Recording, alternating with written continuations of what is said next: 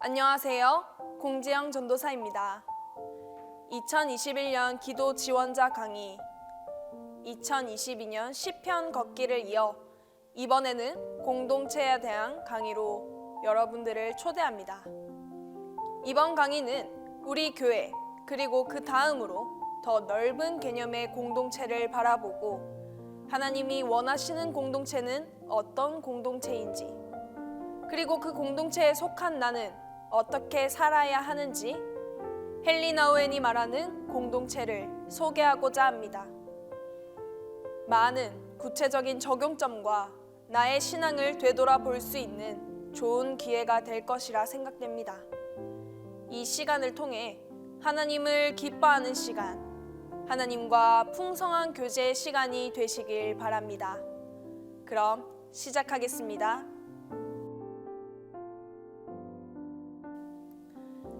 제자도와 훈련은 같은 단어입니다. 일단 예수님을 따르기로 결단했다면 이제 남은 문제는 제자 훈련입니다. 그 결단에 충실하게 살려면 어떤 훈련이 도움이 될까요?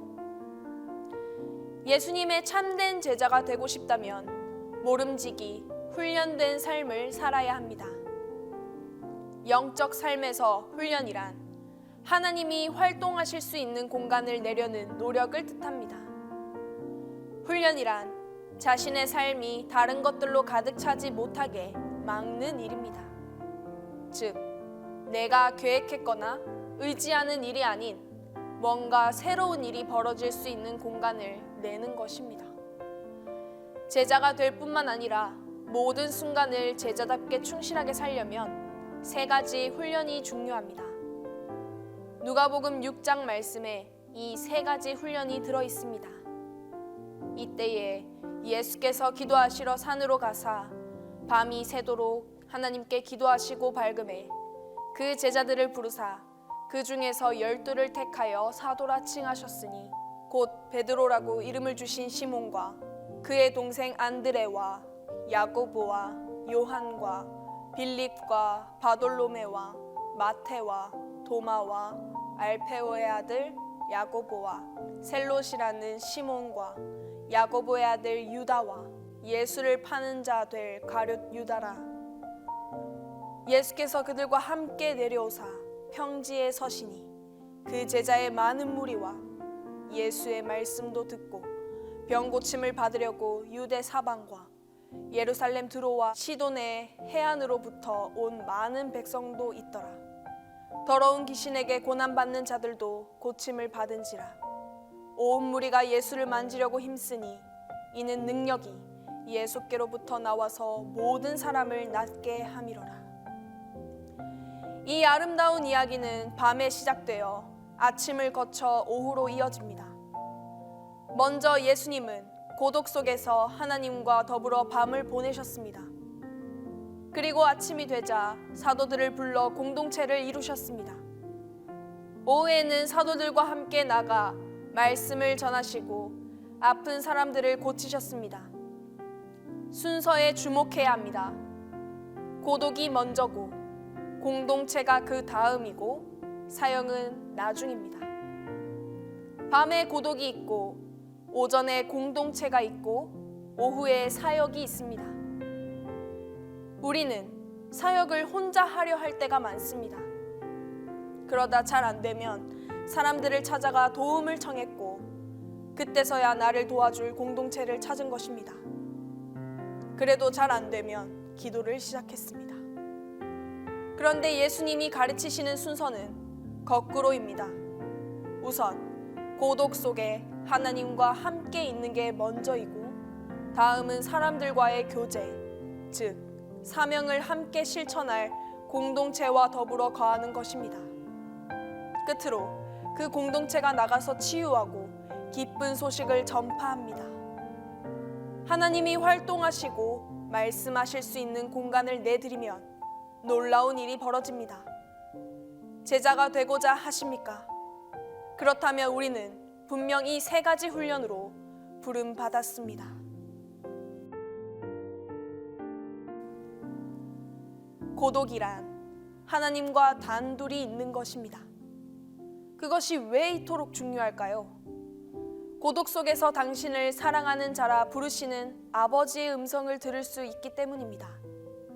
기도란 당신을 내 사랑하는 딸, 내 사랑하는 아들, 내 사랑하는 자녀라 부르시는 그분의 음성을 듣는 것입니다. 기도란 그 음성을 내 존재의 중심에서, 내면에서 듣고 그 음성이 내 전 존재에 울려 퍼지게 하는 것입니다. 예수님이 요단강에 올라오실 때 들으신 음성도 그것이었습니다. 너는 내 사랑하는 아들이요, 내 기뻐하는 자라. 사람들은 호산나라고 외치다가 십자가에 못 박으라라고 외쳤습니다. 하지만 그 모든 소리 속에서 예수님은 이 한 가지 사실을 아셨습니다. 나는 하나님께 사랑받는 아들이며 아버지께서 나를 기뻐하신다. 그래서 그 음성을 붙드셨습니다. 예수님은 하나님의 음성도 들으셨지만 다른 음성이 또 들려왔습니다. 그 음성은 말합니다. 내가 사랑받는 자임을 증명해 보라. 이 돌이 빵이 되게 하라. 성전에서 뛰어내리라. 그럼 권력을 잡을 수 있을 것이다. 그러자 예수님께서는 말씀하셨습니다. 아니, 나는 아무것도 입증할 필요가 없다. 나는 이미 사랑받은 자다. 라고 말씀하셨습니다. 하나님은 말구유와 십자가에서 한없이 약해지고 작아지고 의존적인 존재가 되셨습니다. 그런 그분이 우리에게 간절히 물으십니다. 나를 사랑하느냐? 너는 나를 사랑하느냐? 정말 나를 사랑하느냐? 바로 여기가 사역의 출발점입니다. 우리가 누리는 자유의 근거는 자신이 사랑받는 존재임을 수용하는 데 있습니다. 하지만 이것은 쉽지 않습니다. 예수님은 밤새도록 기도하셨습니다. 이를 통해 알 수 있는 사실이 있습니다. 기도는 감정이 아니며 하나님의 음성은 육신의 귀로 듣는 음성이 아닙니다. 그래서 우리는 기도해야 합니다. 우리를 내 사랑하는 자라고 부르시는 그 음성을 들어야 합니다. 그렇지 않으면 우리는 인정과 칭찬과 성공을 구걸하며 돌아다닐 것이고, 그러면 자유를 잃게 됩니다. 고독은 영적 사역이 태동하는 것입니다. 예수님은 고독 속에서 하나님의 음성을 들으셨습니다. 우리도 고독 속에서 하나님의 음성을 듣습니다. 삶이란 바퀴살이 많이 달린 큰 수레바퀴와도 같다는 생각을 합니다. 그 가운데에는 축이 있습니다. 대개 우리의 사역은 바퀴 테두리를 빙빙 돌면서 모든 사람에게 다가가려는 것 같이 보입니다. 하지만 하나님은 말씀합니다. 축에서 시작하라. 중심축에 살라. 그러면 모든 바퀴살과 연결되므로 그렇게 정신없이 내달릴 필요가 없다라고 말입니다.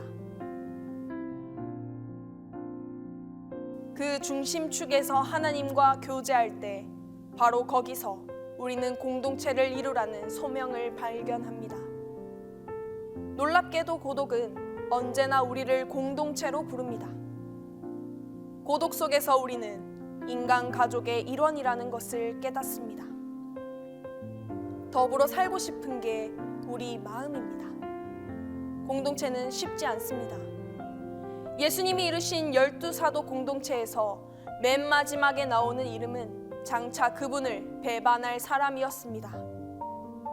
여러분들의 공동체 안에도 그런 사람이 있게 마련입니다. 어쩌면 다른 사람들이 보기에는 우리 자신이 곧 그 사람일 수도 있습니다. 고독이 공동체보다 앞서는 게 왜 그렇게 중요할까요? 자신이 하나님의 사랑받는 자녀임을 모르는 사람은 그 사랑받는 느낌을 공동체 안에 있는 누군가에게서 얻고자 합니다. 공동체란 고독과 고독이 만나는 것입니다. 서로 가까울 때도 있습니다. 그럴 때는 참 좋습니다. 그러나 사랑이 별로 느껴지지 않을 때도 있습니다. 하지만 그 어느 경우든 우리는 충실할 수 있습니다. 누구나 상처와 깊은 고통을 안고 있습니다. 우리의 모든 성공 뒤에는 외로운 마음이 도사리고 있습니다. 우리가 받는 모든 칭찬의 이면에는 자신이 쓸모없는 존재라는 느낌이 숨어 있습니다. 사람들에게 훌륭하다는 말을 들을 때도 우리는 허탈감을 느낄 때도 있습니다. 그 허탈감 때문에 때로는 사람들에게 매달려 그들이 줄 수 없는 애정과 사랑을 기대하기도 합니다. 하나님만이 주실 수 있는 것을 인간에게 바라면 우리는 상대에게 악마가 됩니다. 나를 사랑해달라라고 말할 때 우리는 자신도 모르게 폭력과 요구와 조종을 일삼게 됩니다. 그래서 서로 용서하는 일이 매우 중요합니다. 어쩌다 한 번이 아니라 삶의 매 순간 용서해야 합니다. 사람들은 우리에게 사랑을 조금밖에 줄 수 없습니다. 그런 그들을 용서한다는 것은 참으로 힘든 훈련입니다. 자신이 하나님께 사랑받는 존재임을 알면 우리는 엄청난 실패와 엄청난 성공을 둘 다 소화할 수 있습니다. 바로 거기서 공동체의 두 번째 훈련인 경축이 싹 트는 것입니다. 하나님만이 줄 수 있는 것을 인간은 줄 수 없습니다. 그 점을 용서할 수 있을 때 우리는 상대가 가진 은사를 경축할 수 있습니다. 예수님의 제자들은 모두 사역으로 부름받았습니다. 사역이란 우리가 믿어야 하는 무엇입니다. 자신이 사랑받는 존재임을 안다면 공동체 안에 있는 사람들을 용서하고 그들의 은사를 경축한다면 거기서 사역이 나올 수밖에 없습니다. 예수님은 사람들을 치료하실 때 온갖 복잡한 절차를 거치지 않으셨습니다. 그분에게서 능력이 나왔고 그래서 모두의 병이 나았습니다. 그분을 만진 사람은 누구나 치유되었습니다. 그분의 순수한 마음에서 능력이 나왔기 때문입니다. 예수님이 원하신 일은 딱 하나, 하나님의 뜻을 행하는 것이었습니다. 그분은 철저히 순종하셨고 언제나 하나님의 음성을 들으셨습니다. 이 경청을 통해 예수님은 하나님과 친밀해지셨고 그 친밀함이 그분이 보고 만지시는 모든 사람들에게로 발산되었습니다. 사역이란 바로 그것을 믿어야 한다는 뜻입니다. 이 치유의 능력을 믿으시기를 바랍니다. 우리가 사랑받는 존재로 산다면 알게 모르게 사람들을 치유하게 되어 있습니다. 이 소명에 충실하기만 하면 됩니다. 치유의 사역은 감사와 긍휼이라는 두 단어로 표현할 수 있습니다. 종종 치유는 사람들을 감사하도록 이끌어줄 때 일어납니다. 그만큼 세상이 원망으로 가득 차 있기 때문입니다. 원망은 여러분들을 실패나 실망에 집착하게 하며 살면서 상실을 겪을 때마다 불평하게 합니다. 그리고 우리 안에는 이런 엄청난 고통에 원망으로 반응할 수 있는 위험이 늘 도사리고 있습니다. 그렇게 원망하다 보면 마음이 딱딱해집니다. 예수님은 우리를 불러 감사하게 하십니다. 여러분은 정말 자기 삶에 일어난 모든 일을 인해서 감사할 수 있습니까? 좋은 일만 아니라 오늘의 당신을 있게 한 모든 일에 감사할 수 있습니까? 하나님의 아들 예수님이 고통을 당하셨기에 그리스도인이라는 사람들의 가족이 생겨났습니다. 그야말로 하나님의 신비입니다. 삶에 고통이 있을지라도 감사하도록 돕는 것, 그것이 사역입니다. 그 감사가 우리를 세상 속으로 사람들이 고통당하는 바로 그 자리로 보내줄 수 있습니다. 사역자, 즉 예수님의 제자는 고통이 있는 곳으로 갑니다. 하나님이 고통 속에 숨어 계시기 때문입니다. 긍휼이란 아파하는 사람들과 더불어 살며 함께 아파한다는 뜻입니다. 예수님은 외아들을 죽음으로 떠나보낸 나인성의 과부를 보시고 긍휼히 여기셨습니다. 우리는 어디든지 가난과 외로움과 고난이 있는 곳으로 보냄받았습니다. 용기를 내서 사람들과 함께 있도록 말입니다. 그 고통의 자리로 뛰어들면 예수님의 기쁨을 얻을 수 있습니다. 우리의 삶에서 중요한 것은 성공이 아니라 열매입니다. 우리 삶의 열매가 보이지 않을 수도 있습니다. 삶의 열매는 대개 우리의 고통과 상실과 연약함 속에서 싹트게 됩니다. 땅을 쟁기로 갈아 엎어야만 비로소 삶의 열매가 맺힙니다. 하나님은 우리가 풍성한 열매를 맺기를 원하실 것입니다. 문제는 남은 인생 동안 내가 할 수 있는 일이 얼마나 될까? 이것이 아닙니다. 문제는 내 삶의 풍성한 열매가 맺힐 수 있도록 어떻게 나를 하나님께 완전히 내드릴 것인가입니다. 우리의 작은 삶은 그야말로 인간의 보잘것없는 삶입니다. 하지만 우리를 사랑하는 자라고 부르시는 하나님의 눈으로 보면 굉장히 큰 존재입니다. 남아있는 연수보다 더 큰 존재입니다. 우리는 열매를 맺을 것입니다. 이 땅에서는 우리의 눈으로 열매를 볼 수 없겠지만 그래도 우리는 그 열매를 믿을 수 있습니다. 고독과 공동체와 사역, 이 세 가지 훈련을 통해 우리는 열매 맺는 삶을 살 수 있습니다. 예수님 안에 거하시길 바랍니다. 그분도 우리 안에 거하실 것입니다. 우리는 많은 열매를 맺을 것이고 그로 인해 큰 기쁨을 누릴 것입니다. 또 그로 인해 우리의 기쁨이 충만할 것입니다.